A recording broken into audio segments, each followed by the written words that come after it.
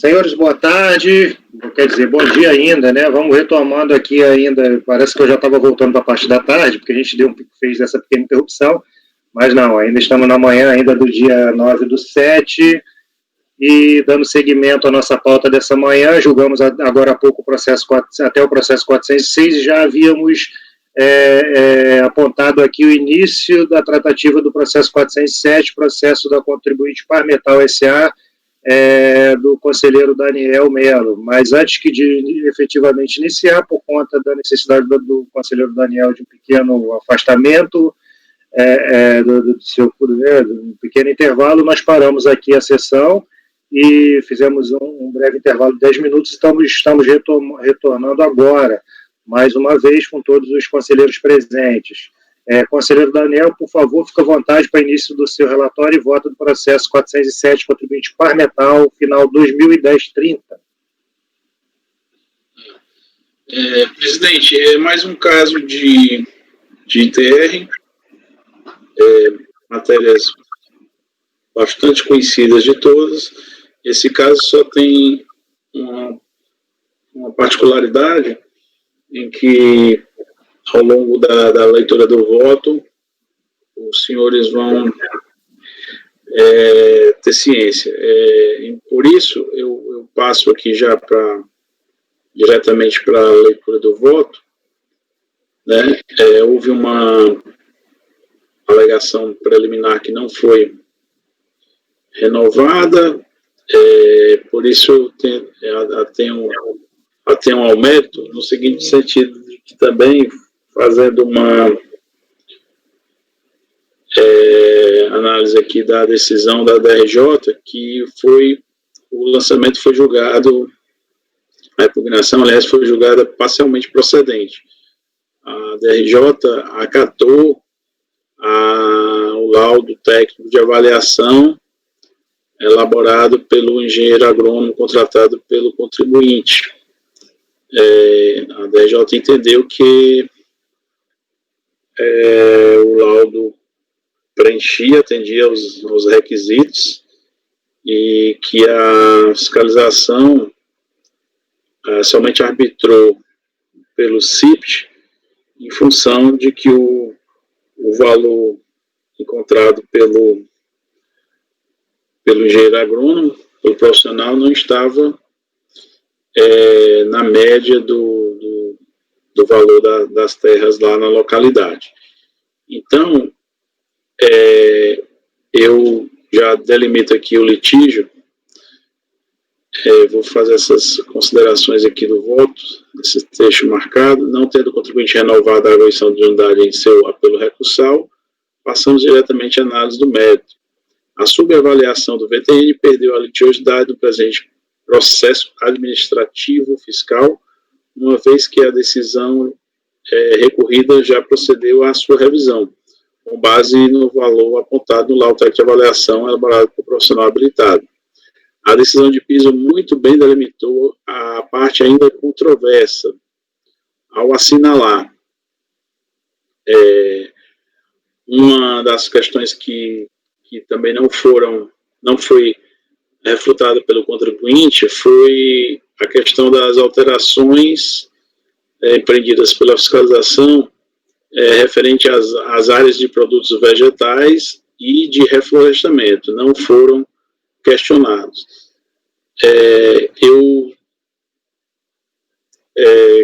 Assim, o litígio ainda remanesce para 3 aspectos: área de reserva legal, 700 hectares, floresta, área coberta por floresta nativa, 607,8 hectares, e a alteração da área de benfeitorias de 2 para 81 hectares. A decisão de piso não acolheu as alterações pretendidas pelo contribuinte, por considerar que alterações na DITR só podem se justificar por evidente erro de fato cabalmente demonstrado. Após iniciado qualquer procedimento de ofício relacionado com a infração, ocorre a perda da espontaneidade para retificar a DITR originariamente apresentada. Em relação à área de reserva legal, identifico nos autos a averbação número 8-1118, protocolo de número 2026, de 3 de setembro de 2002, no cartório de registro de imóveis de circunscrição do imóvel, folhas 31 e 32. O fato gerador do tributo lançado ocorreu em 1º de janeiro de 2007. Portanto, a averbação já havia sido formalizada muitos anos antes da DITR sob enfoque, o que denota a ocorrência de erro de fato, passível de ensejar a alteração das informações anteriormente apresentadas. Eu ressalto essa questão da dispensabilidade do ADA, com base no parecer da PGFN, transcrevo a súmula CAF número 122, né? Para concluir em relação à área de reserva legal, que traçados os balizamentos da matéria, impede ressaltar que, no caso que se cuida, o contribuinte comprovou a averbação da área de reserva legal na matrícula do imóvel, devendo ser reconhecido, no caso, né, o erro de fato, pelas considerações supramencionadas, e deve ser permitido ao contribuinte alterar essa área de reserva legal anteriormente declarada de 0 para 740 hectares, né, devendo, em atendimento a essa área de reserva legal averbada. Essa é a minha decisão em relação a essa área de reserva legal de 700 hectares. Em relação ao outro ponto, que é a área coberta com florestas naturais, não existe a previsão de dispensa do ato declaratório ambiental no parecer da PGFN citado. De outro lado, o documento apresentado pelo contribuinte, elaborado no ano de 2011, se reportando à época do fato gerador, deixa evidente que a área coberta com florestas nativas era desconhecida do contribuinte no momento da entrega da ITR 2007. Destarte, não pode ser acolhido o pleito do recorrente quanto a esse tocante. Por derradeiro, requer o contribuinte que seja alterada a área de benfeitorias informada na DTR, de 2 para 81 hectares. Todavia, para a pretendida alteração, além de não ter sido comprovado o erro de fato que a justifique, não existe no laudo técnico de avaliação fornecido pelo juiz passivo, que repousa as folhas 3647, uma perfeita identificação da área de benfeitorias da propriedade rural. Por tais razões, não merecem prosperar as alegações recursais. Em conclusão, voto por conhecer o recurso voluntário para dar-lhe parcial provimento, considerando para efeitos de recálculo do tributo uma área de reserva legal comprovada de 740 hectares.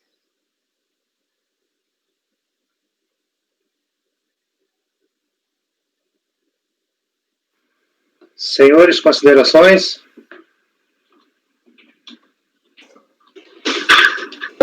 Dúvida. Essa questão do erro de fato,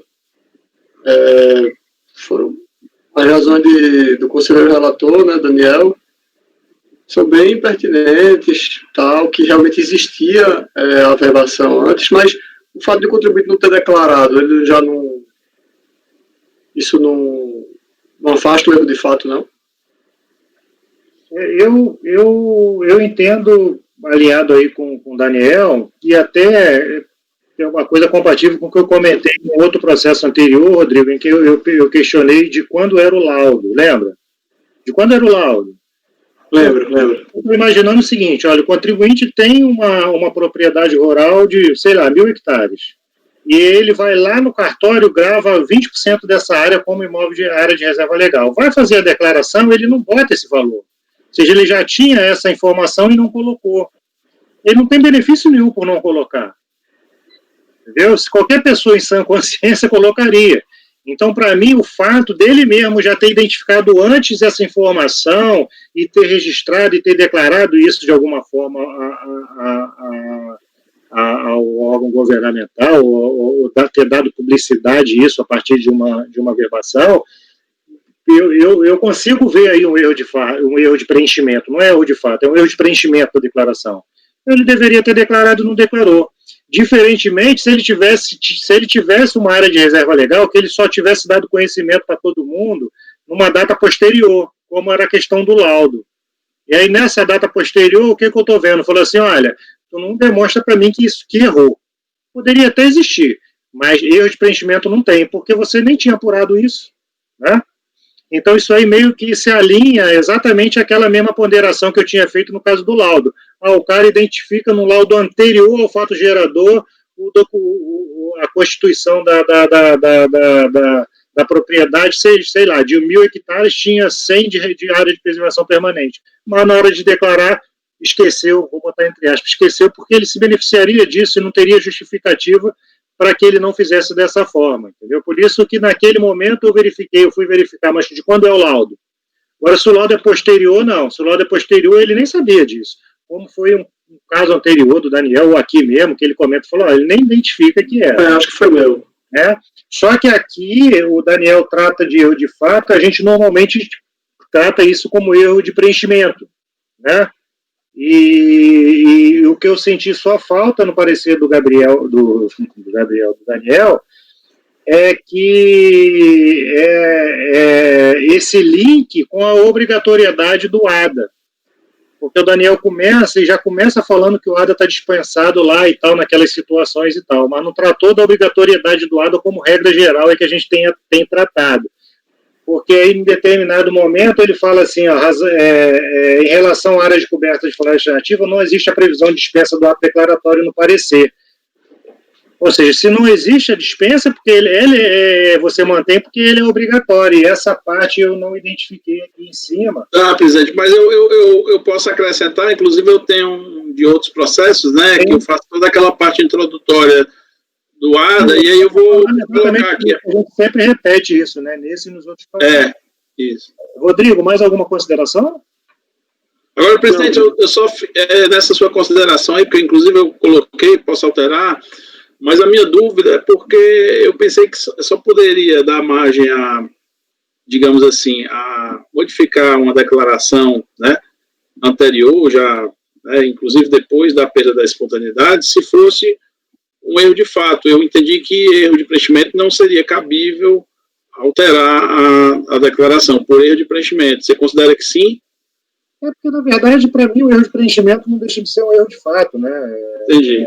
Mas, assim, fica muito mais evidente, eu normalmente tenho caminhado nesse sentido, né? De dizer, por exemplo, a propriedade rural tem, sei lá, 5.000 hectares. E aí ele bota lá que é 500. É um erro. Na verdade, que se identifica no momento do preenchimento, porque a documentação dele. Mas, na verdade, a DRJ acho que caminhou nesse sentido do erro de preenchimento, e você falou de erro de fato, é que eu sempre estou acostumado a falar em erro de preenchimento, né? Que a gente possa, de fato, só olhar para ele e identificar que houve uma falha. No mais, não tenho razão na tua conclusão, não. Senhores, podemos ir ao voto? Se ninguém quer falar mais nada. Rodrigo, como vota? Não, acompanho o relator.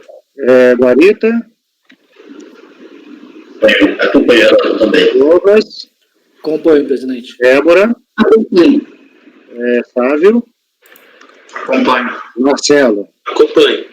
Ok, senhores. Então, nesse caso, o conselheiro está dando parcial provimento para determinar o recálculo do tributo devido, considerando uma área de reserva legal de 740 hectares. Só um minutinho para eu fazer aqui as anotações.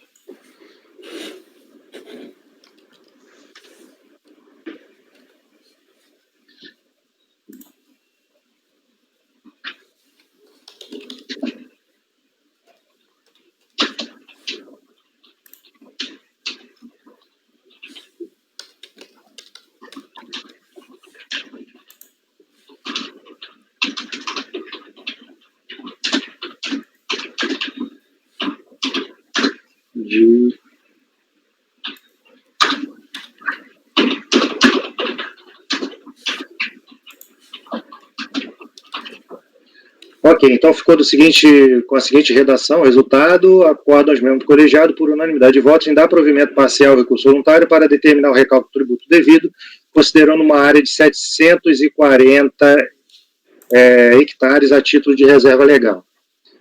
Processo seguinte, processo Quisele Crisóstomo da Silva, também, relatoria do conselheiro Daniel. Por favor, conselheiro, fique à vontade.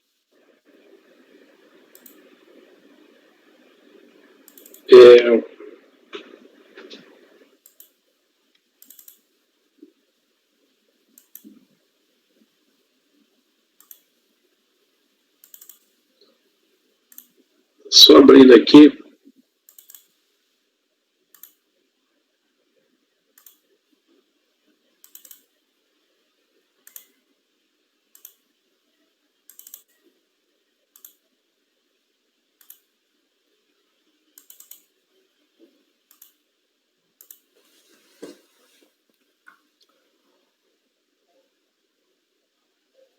É o Kielze Crisóstomo da Silva.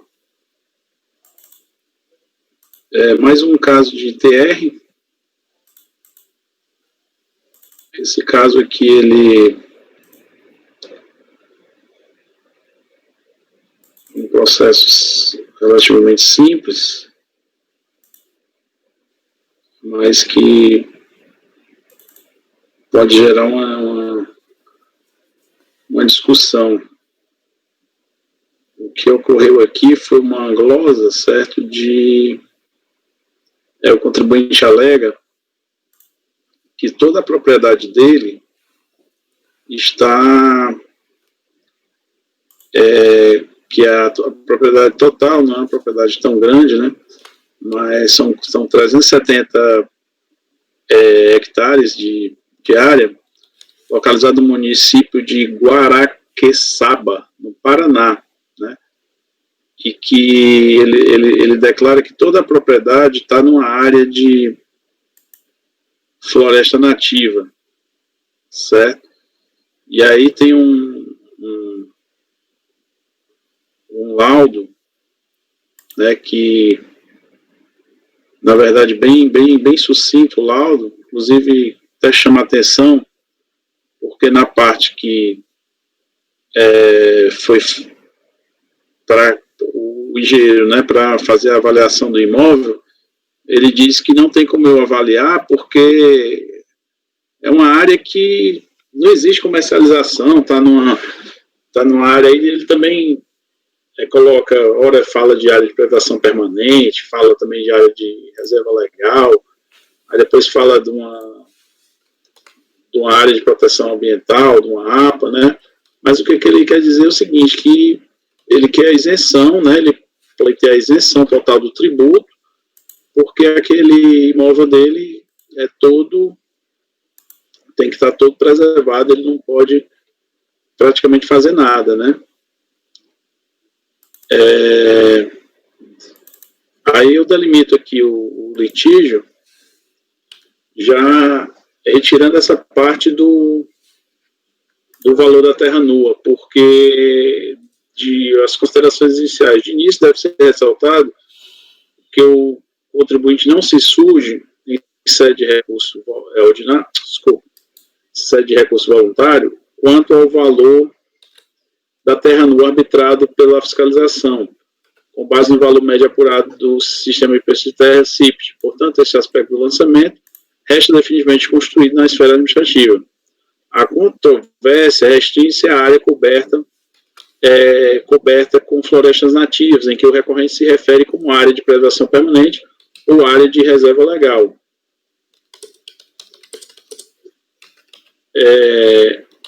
Aí, adentrando no mérito, eu faço aquelas considerações que faltou no outro, presidente, em referente ao ADA, certo? No caso que se cuida, o ADA, até tinha um ADA, só que nós estamos aqui tratando do exercício 2010, né? E aí eu digo, no caso que se cuida, o ADA não foi aceito para fim de considerar a área coberta com florestas nativas como isentas por ter sido verificada a intempestividade. O ADA colacionado aos autos se refere ao exercício 2009. De acordo com o artigo 111 inciso segundo do CTN, deve ser dada a interpretação que terá as normas isentivas, pela qual o prazo fixado pela legislação é taxativo, não comportando dilações, né? Aí eu me refiro aqui ao conhecido parecer da PGFN, que afastou a exigência de ADA para a área de preservação permanente e a área de reserva legal, né? Mas, todavia, em relação à área coberta com floresta nativa, não existe a previsão de dispensa do ato declaratório ambiental no citado parecer da PGFN. Nestes termos, entendo que não merecem prosperar as ações recursais, estando escorreita a glosa perpetrada pela fiscalização da DITR 2010 em relação à área coberta com florestas nativas, que abrangeu a totalidade dos 370 hectares do imóvel objeto do presente lançamento, devendo ser considerada como aproveitável a totalidade da área do imóvel rural objeto deste lançamento. Diante do exposto, voto por conhecer do recurso voluntário para negar-lhe provimento.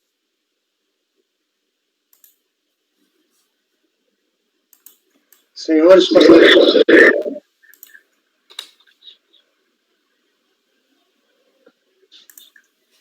bom, sendo assim, cabe só ressaltar que esse processo, ele também é um paradigma, esse processo da Kielce, que eu li errado o nome do contribuinte, é Kielce Crisóstomo da Silva, o processo 408, ele se constitui de um paradigma para o lote de repetitivo dos processos 409 a 416, todos eles do mesmo contribuinte. Ok? Então, o conselheiro relator, votando por negar provimento ao recurso voluntário, como vota o conselheiro Rodrigo? Acompanho, presidente. Conselheiro Francisco? Acompanho, presidente. Douglas? Acompanho, presidente. Débora? Acompanho. Sávio? Marcelo? Acompanho.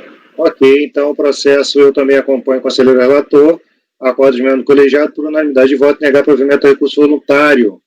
Esse mesmo resultado para os demais processos que eu acabei de citar do lote repetitivo, que terá aquele complemento de que o julgamento do processo seguiu as demais recurso repetitivo, aplicando-se decidido no processo final 2014-81. Resultado para os processos 409, 10, 11, 12, 13, 14, 15, 16, todos da mesma contribuinte. Processo seguinte, Daniel, também do contribuinte, do conselheiro Daniel, e também se constitui de um lote de paradigma para os processos 418 e 419, processo de Raimundo Vitor da Costa Ramos. Por favor, conselheiro Daniel, fique à vontade.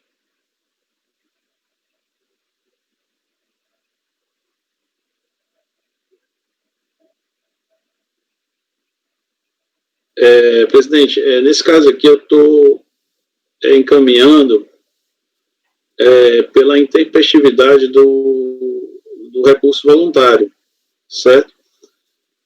Conforme o termo de intimação de folha 49, o sujeito passivo, na verdade, foi cientificado pessoalmente da decisão recorrida em 15 de janeiro de 2009, tendo o procurador habilitado obtido vista do processo na mesma data.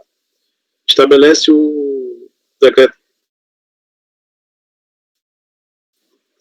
de intimação. Artigo 23. Faz-se a intimação pessoal pelo autor do procedimento ou por agente do órgão preparador, na repartição ou fora dela, aprovada com a assinatura do sujeito passivo, seu mandatário ou preposto, ou, no caso de recusa, com declaração escrita de quem intimar. Os artigos 5º e 33 do Decreto 7235 estabelecem as regras para a contagem do prazo de interposição do recurso voluntário, que é o prazo de 30 dias. Em 18 de fevereiro de 2009, fora do trintígio legal estabelecido para sua interposição, o contribuinte interpôs recurso voluntário. Ainda que se reconheça a existência de uma nova e inexplicita intimação por via postal, aviso de recebimento recepcionado no domicílio do sujeito passivo em 19 de janeiro de 2009, deverá prevalecer a intimação pessoal, uma vez que foi a partir desta que o contribuinte teve ciência da decisão recorrida. Diante do exposto, voto por não conhecer do recurso voluntário, dada a sua intempestividade. Senhores, considerações? Só vou ver aqui as datas, presidente. Ok. Eu não coloquei folhas, porque, como é repetitivo, né, eu quis Eu colocar as uma olhada aqui, o contribuinte tomou ciência inicialmente para o pessoal, né, folhas 242, aí depois pediu vistas, está em folhas 346, recebeu na mesma data.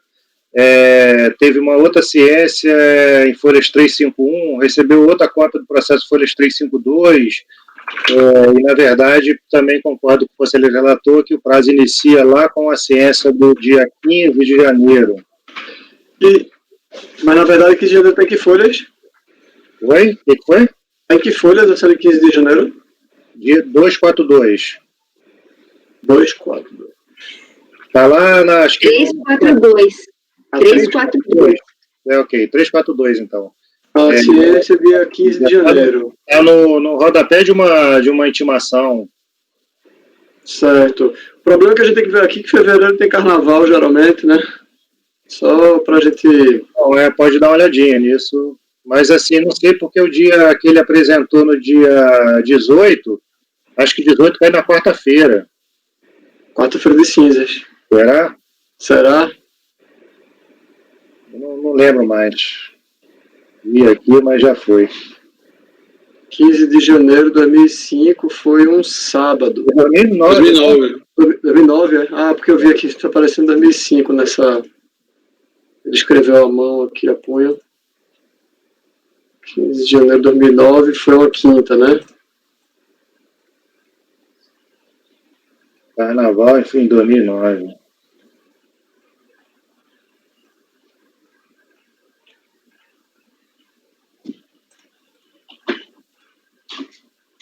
Normalmente carnaval é mais no final de fevereiro, né?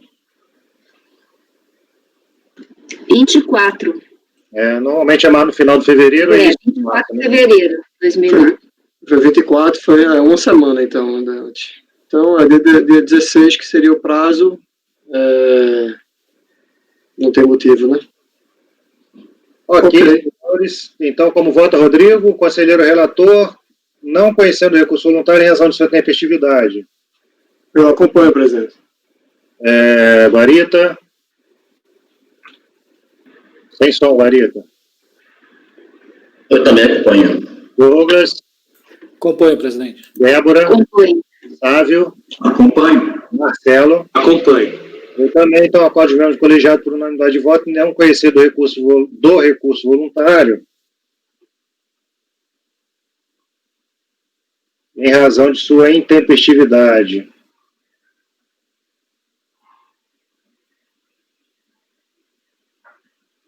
Para os processos 418 e 419, com aquele complemento de que o julgamento desse processo seguiu a sistemática do recurso repetitivo, aplicando-se o decidido no processo de 2016, final de 2016-09. Processo seguinte, Rodrigo Amorim, relator, contribuinte Renato Bender, também ITR, por favor, conselheiro Rodrigo, fica à vontade. Ok, presidente. Acho que tem lembrança que esse era simples. Recurso voluntário, J julgou procedente do lançamento de ITR, motivação foi porque não comprovou a área de preservação permanente, o valor do terreno declarado, a APP de 385 hectares foi integralmente glosada, o VTN ele não apresentou nenhum laudo e foi dotado do CIPT, foi ampliado de 730 mil para 877 mil. Na impugnação, informou a existência de área de 388 hectares como sendo de utilização limitada, pois a mesma permanecia alagada na maior parte do ano, de modo que o IBAMA não permite a realização de drenagem na área, entretanto, sem fornecer qualquer documento comprobatório. Em razão da glosa da área informada, requer a retificação da declaração, incorporando tal área como de pastagem. O rebanho bovino que mantém em sua propriedade, conforme ficha de registro de vacinações, comprova lotação suficiente para permitir a soma das áreas. na diligência que houve na DRJ, para que, em síntese, o contribuinte fosse orientado a apresentar laudo elaborado por engenheiro, com anotação responsável da técnica, contendo mapa ou croquis do imóvel e memória dos cálculos analíticos das áreas, identificando e quantificando as áreas de pastagem do imóvel, inclusive as áreas alagadas que, na estação mais seca, sejam utilizadas a título de pastagem nativa. Ele apresentou, então, um memorial descritivo, mapas, foram anexados como arquivos não pagináveis.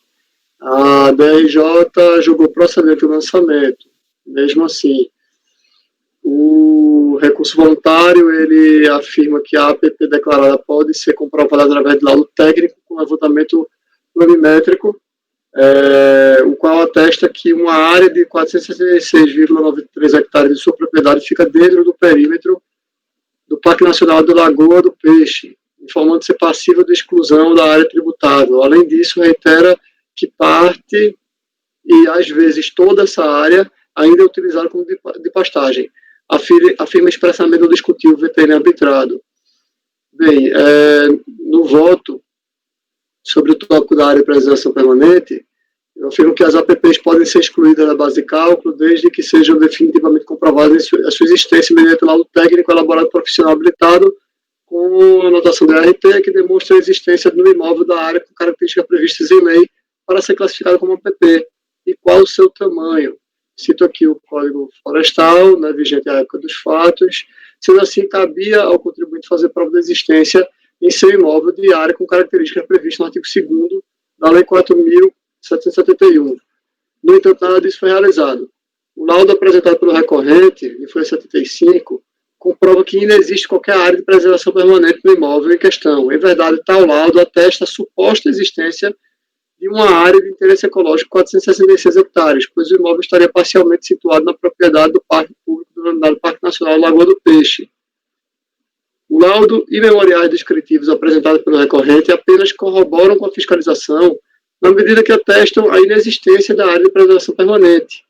Com relação ao pedido de aproveitamento dessa área como sendo de interesse ecológico ou área de pastagem, entendo não ser possível conhecer esse pedido, como será demonstrado adiante. E aí é o caso da retificação do lançamento, né? A retificação da declaração.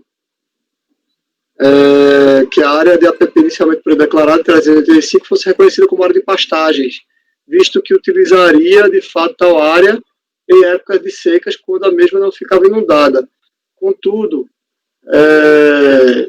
entendo que não cabe nesse ponto discutir a existência ou não da referida área, visto que o presente do lançamento decorreu unicamente da glosa da área de preservação permanente. Ou seja, a suposta área de interesse ecológico foi declarada como zerada pelo recorrente do DIAT, ao passo que a área de pastagem foi declarada como 190 hectares, não cabendo a alteração da própria declaração após o lançamento, pois as alterações pretendidas não decorrem de mero erro de preenchimento pelo contribuinte, mas sim verdadeira retificação de sua declaração. Cito alguns excetos precedentes aqui do Dr. Carlos sobre essa retificação.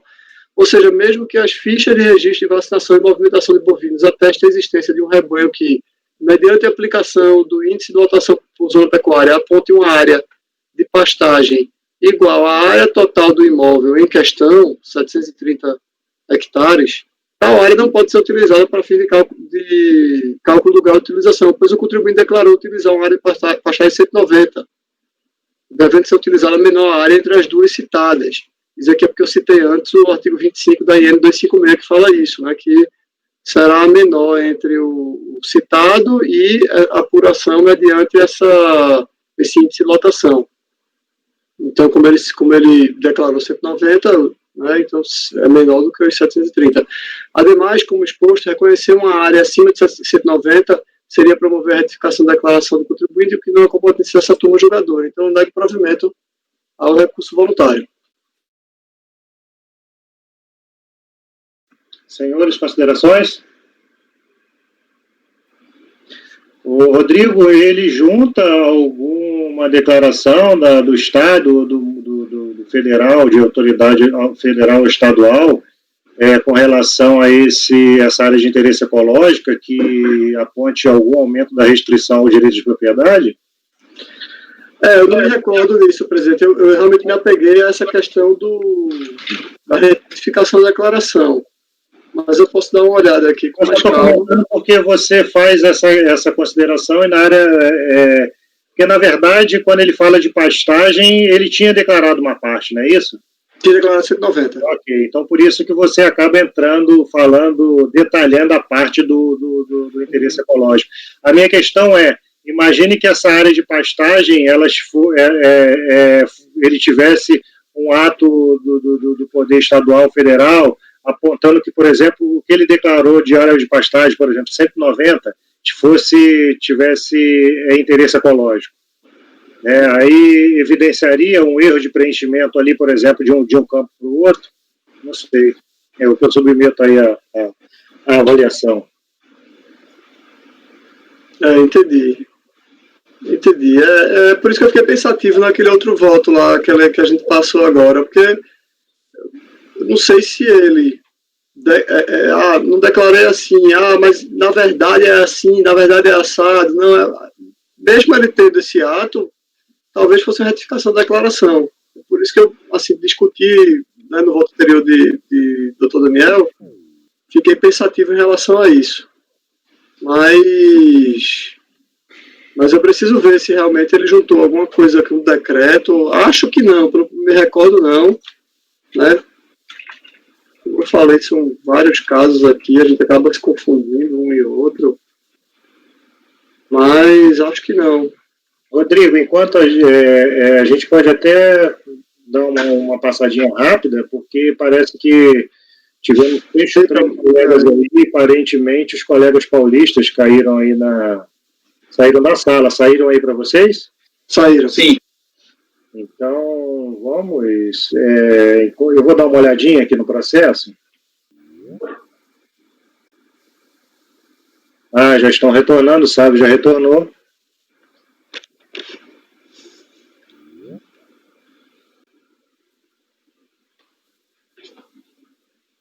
Douglas já retornou, falta só o Marcelo.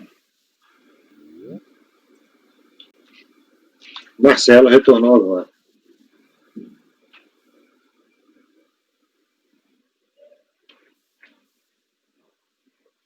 Bom, eu não vou... Conselheiro, senhores, vocês caíram aí, retornaram, mas não perderam nada, porque eu tinha questionado só o colega, e acho que vocês ainda pegaram esse trecho, sobre eventual anexação aos autos. Tem alguém com o microfone aberto aí, onde passou uma moto forte agora aí. Então, eu questionava a questão lá de uma declaração de ente estadual federal sobre a área de interesse ecológico que ele não identificou no processo. O conselheiro relator está negando o provimento ao recurso voluntário. Alguém quer fazer alguma consideração? Ok, então, Daniel, como vota? Eu acompanho, presidente. Guarita? Eu acompanho o relator. Douglas? Acompanho o relator, presidente. Débora? Sávio? Acompanho. Marcelo? Acompanho. Eu também. Então, o processo Renato Bender, de folhas, processo item 420, conclui da seguinte forma: acordo de vento colegiado, por unanimidade de votos, negar provimento do recurso voluntário. Processo 421 foi do contribuinte Wilson de Matos Silva, processo retirado a pedido do próprio contribuinte, o processo será incluído oportunamente em pauta de reunião presencial. Processo seguinte, Ciderley Corso, do conselheiro Douglas. Por favor, conselheiro, fique à vontade também o tema ITR. É um recurso voluntário apresentado, ITR exercício 2003,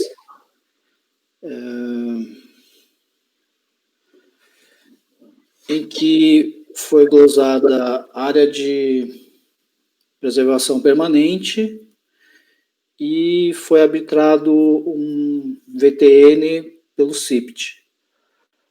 A decisão recorrida manteve o auto. Na verdade, tem laudo, mas especificamente tanto na impugnação, não tinha, o contribuinte nem tinha questionado o valor da terra nua. Então, aqui, quando eu transcrevo o trecho aqui da impugnação, ele fala o seguinte: afirma em síntese que, em que pese todas as dificuldades encontradas, não deixou de apresentar laudo de avaliação do imóvel. Alega que não existe área de reserva legal averbada. Argumenta que existe uma área de preservação permanente no imóvel integrada com a área de reserva legal. Essa é a alegação do contribuinte. A decisão da DRJ entendeu que não foi comprovado o VTN, tem laudo, mas e aí o recurso voluntário alega o seguinte,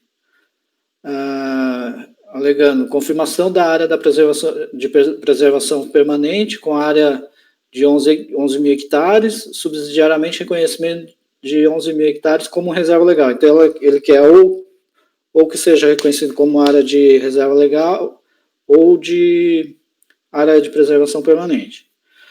Aí eu começo falando aquela questão do ADA, né, que a gente já, todo mundo põe que seria necessário, mas que por conta do parecer a gente deixa de exigir.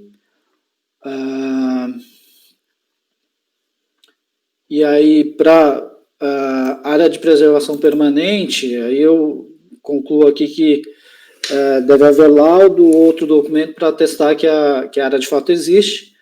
Aí eu vou lá no laudo, aí eu cito o trecho mesmo.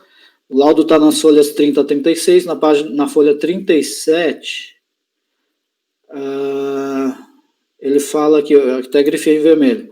Áreas de preservação permanente distribuídas nas áreas de reserva legal chegando a 11 mil.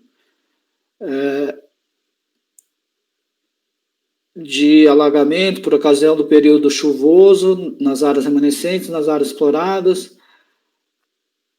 E aí ele não, o laudo não é claro, né, para falar que é área de reserva legal, fala que está lá a área de preservação permanente, se confunde com a área de reserva legal de fato. Então eu estou negando provimento porque não é claro que é esse 11 mil que foi declarado pelo contribuinte. Aí a questão da reserva legal, ele mesmo, o próprio contribuinte, atesta que não tem averbação, e de fato eu olhei nos autos, não tem. Então eu estou conhecendo do recurso e estou negando provimento.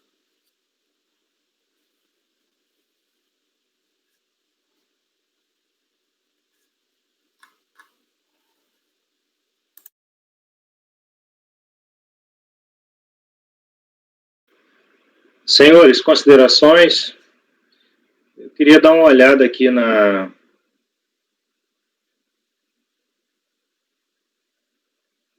no Código Florestal,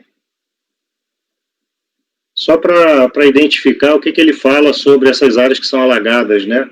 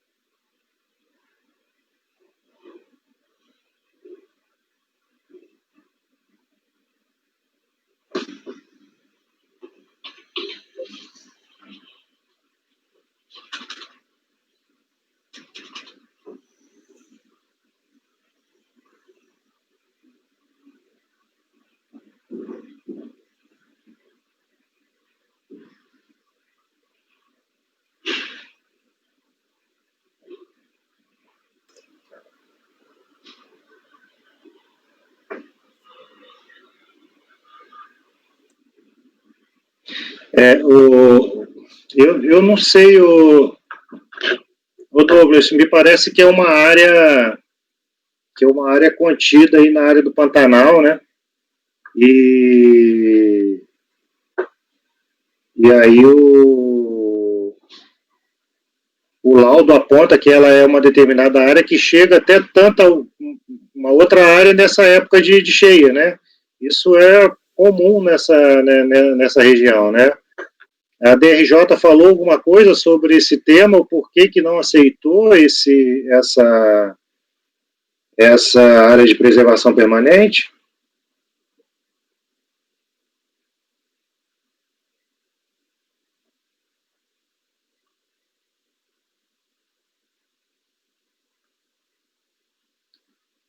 Eu não sei se você está falando, Douglas, que está sem som.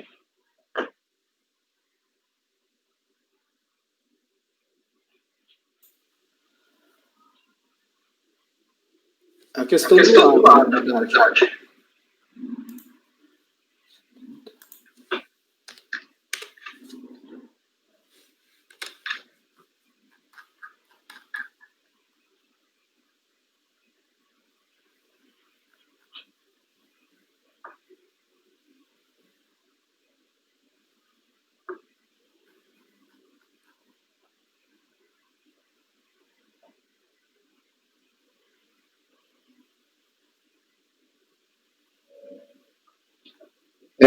Aparentemente a DRJ nem questiona isso, ela simplesmente mantém a glosa por conta da não apresentação do ADA, né? Ele bota nos presentes autos, não foi juntado ADA tempestiva para o exercício, por essas razões não há como acatar a área de preservação permanente pretendida pelo impugnante.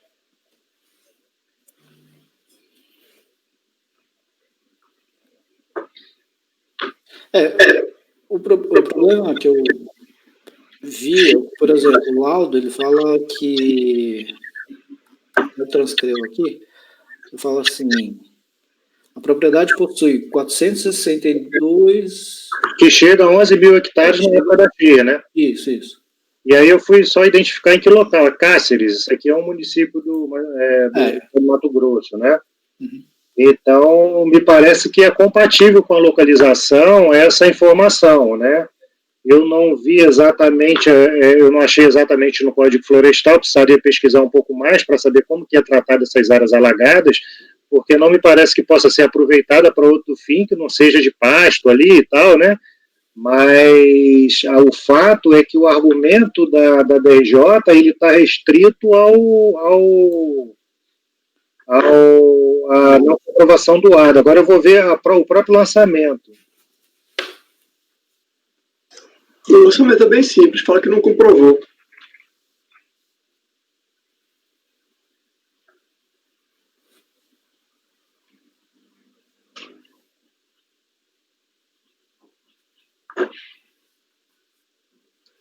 Não detalha mais nada, né?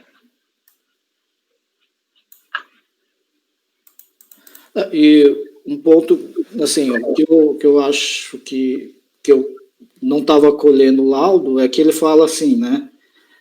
Área de preservação permanente, tudo bem, distribuídas nas áreas de reserva legal. Então, em tese, estaria tudo misturado ali, né? Distribuídas nas áreas de reserva legal, chegando a 11 mil. Mas aí pode acontecer, né? Você não poderia somar as duas se elas estão sobrepostas, né? Entendi. Nesse caso, o contribuinte coloca 11 mil e o laudo está apontando 11 mil, a DRJ fala assim, olha, eu não aceito que você não botou laudo. O contribuinte nem está se insurgindo, nem está tentando justificar esse apontamento dos 11 mil, né? Falou, essa diferença de 400 para 11 mil é porque quando sobe, dá cheio, isso aqui entendeu? Então ele não se defendeu desse tema. Mas é isso, senhores. Alguém quer fazer alguma consideração? Rodrigo, o que acha? Rodrigo sempre bastante combativo aí no ITR. Não, que é isso. Especialista, grande produtor rural, grande proprietário rural do Nordeste. Eu poderia acolher, presidente, eu poderia acolher o laudo. Entendi. Por conta da desnecessidade do ADA. Isso. Entendi. Presidente, a questão da verbação da matrícula, porque ali a decisão da DRJ também faz menção à não apresentação do ADA e à ausência da verbação. Reserva legal, né? Ah, tá. A verbação na matrícula para reserva legal.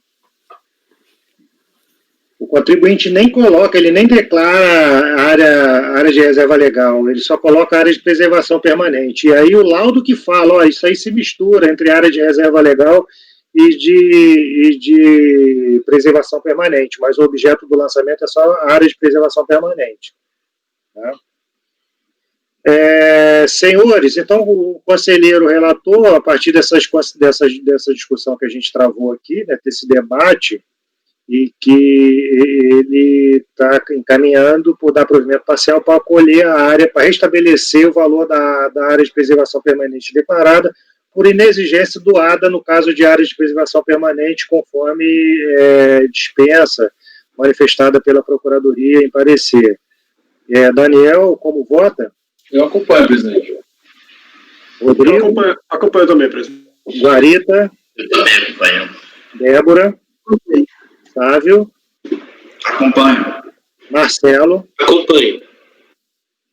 Ok, senhores. Então, para o processo 422, contribuinte Ciderley Curso. Nesse caso, teve VTN também, né, Douglas? Teve VTN, mas ele não questionou, né, especificamente. Ele só não questionou.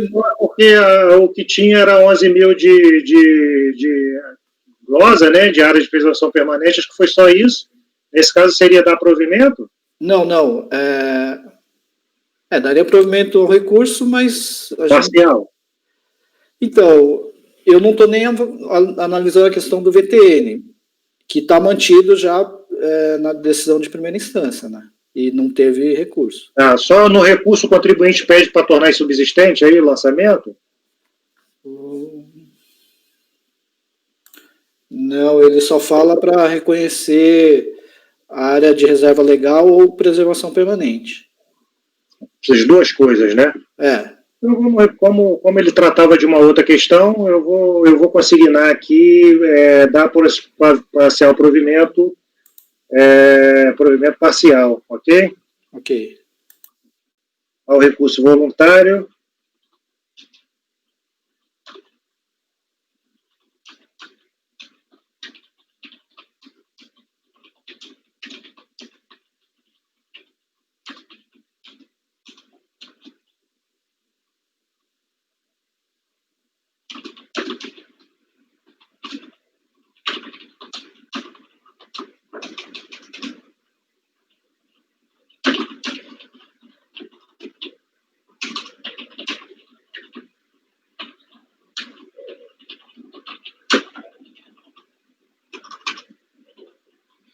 E aí, Douglas, você só faz esse apontamento, né, para restringir a lide ao que se discutiu, a ausência do ADA. Tudo bem? Senhores, então, esse processo, Ciderley Curso, processo item 422, acordo de membro do colegiado por unanimidade de votos em dar provimento parcial ao recurso voluntário para determinar o recálculo do tributo devido com o restabelecimento da área de preservação permanente originalmente declarada. Processos seguintes são processos, imagino que rápido, e aí eu acho que eu não vou atrasar muito aí o almoço da Camila, mas processo número 423, Maria do Carmo Campos Magalhães, também processo de TR, que é um paradigma do processo 424, da mesma contribuinte.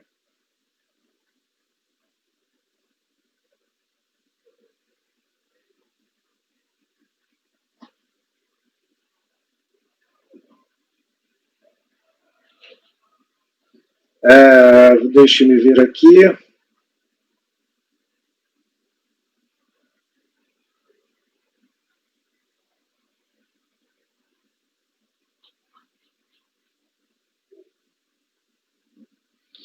Senhores, vou só para o resumo. Contribuinte intimado a apresentar VTN, comprovar VTN e comprovar áreas ocupadas por pastagens e produtos vegetais, apresentou laudo indicando RL, área de reserva legal, outras áreas ambientais, APP e mata nativa e parte da área de pastagens.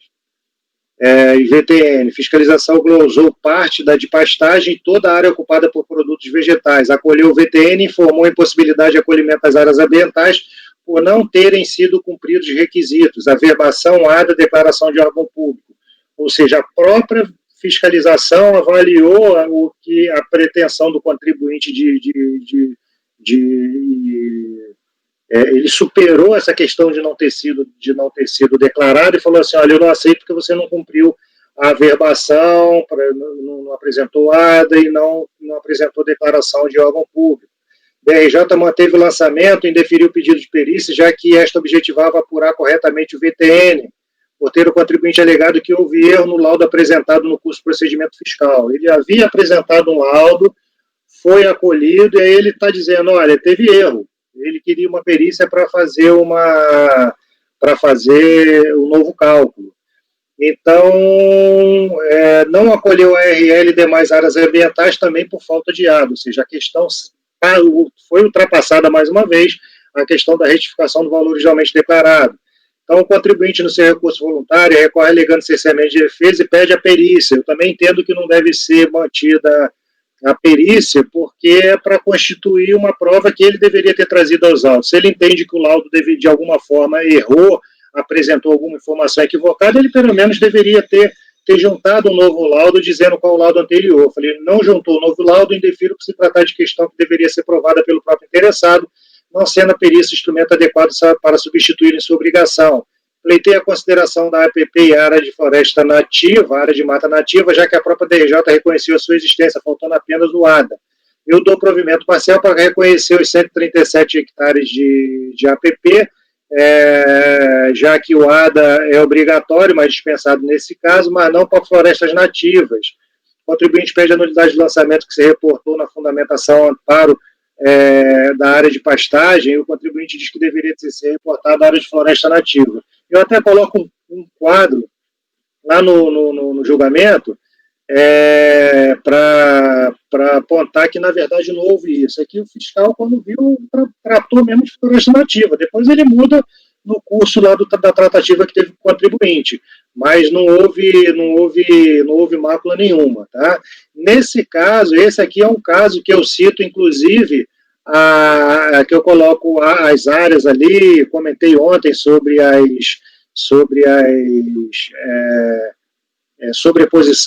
sobreposição de uma área da outra e tal.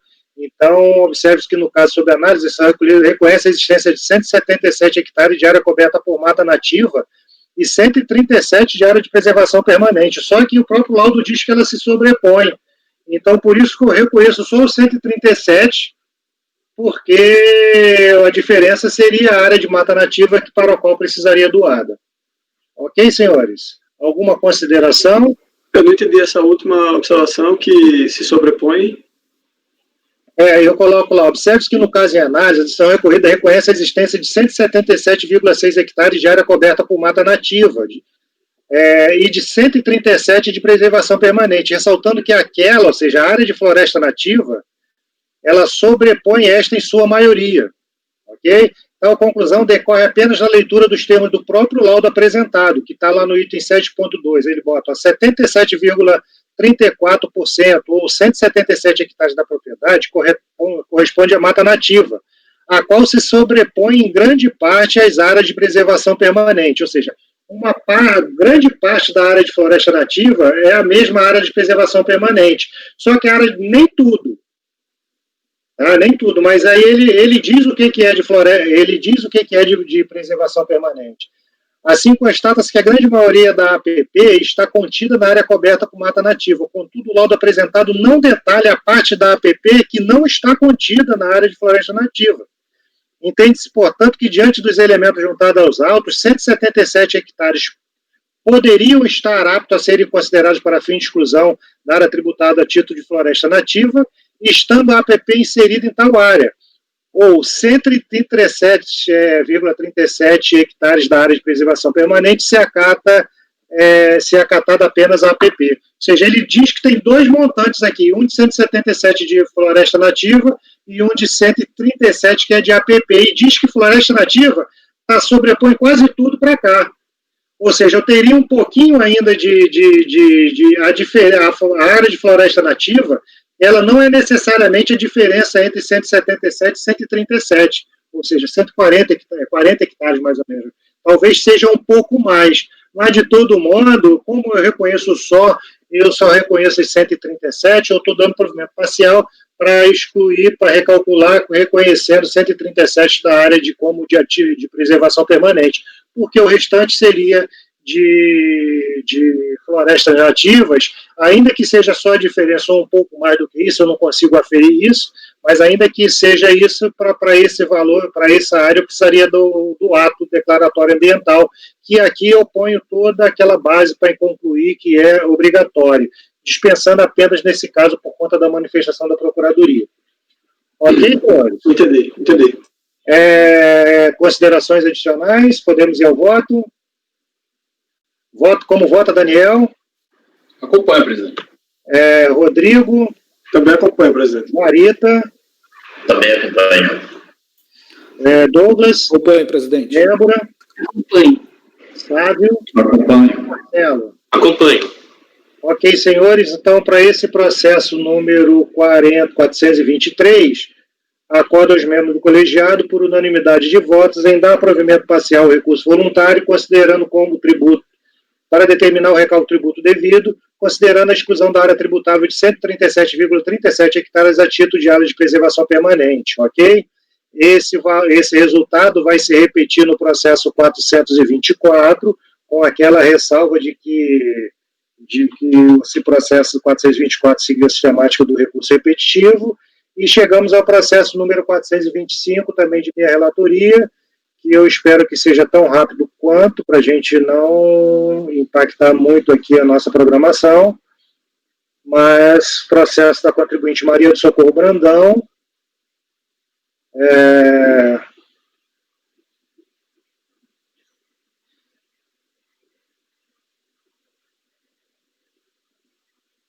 esse eu tenho que ler aqui, é uma leitura rápida, mas eu preciso ler só para deixar os senhores cientes, porque aqui eu não estou conhecendo, por ser tema estranho ao litígio. A fiscalização alegou que o contribuinte apresentou laudo de avaliação e evidenciou o valor da terra nua inferior ao que foi originalmente declarado, que levou ao recalque do tributo devido.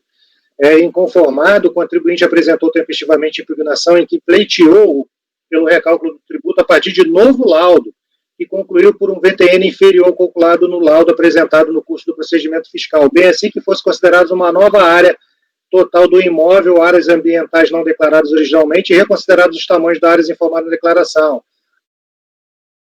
A DRJ considerou o lançamento procedente e, ciente do acordo, o contribuinte ainda inconformado apresentou tempestivamente recurso no qual se limita a alegar que o imóvel em referência teria sido desapropriado pela União para fim de reforma agrária. Diante de sua inércia, foi lavrado o termo de perempção e enviado carta cobrança. O contribuinte informou, quando ele falou que o imóvel tinha sido objeto de reforma agrária, falou que isso é conforme documentos que ele apresentaria em 30 dias.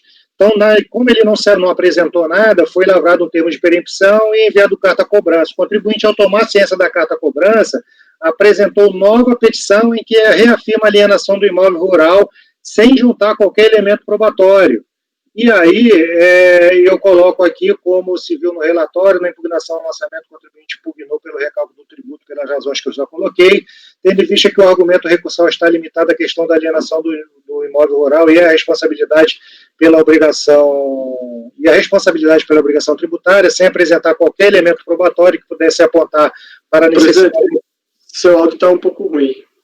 O áudio está ruim, é isso? Tá picotando um pouco. Não sei se tráfego aqui de... Deixa eu ver. Não sei se melhorou alguma coisa. Gerenciar a qualidade, eu vou botar, já está baixa definição, né? Todos estão assim no vídeo. Para mim tá bom, tô ouvindo ele direito. Não estou escutando, não. Tá todo mundo me ouvindo bem, só o Rodrigo que não, é isso? Sávio me ouve bem? Estou escutando bem. Rodrigo, então vou sair e entrar. Você que não está me ouvindo, pode sair e entrar, por favor. Ok.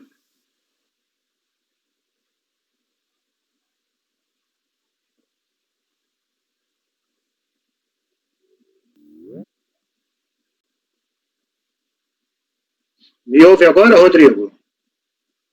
Está sem áudio você. Melhorou agora. Ok, eu não sei se você pegou essa parte do relatório, que eu apontava que a contribuinte questionou o laudo que apresentado anteriormente, dizendo que havia erro, questionou o aproveitamento das áreas ambientais, teve a questão, o pleito negado pela DRJ, apresentou um recurso voluntário falando que o imóvel teria sido desapropriado pela União e que juntaria documentos comprobatórios em 30 dias, não fez, a unidade preparadora apresentou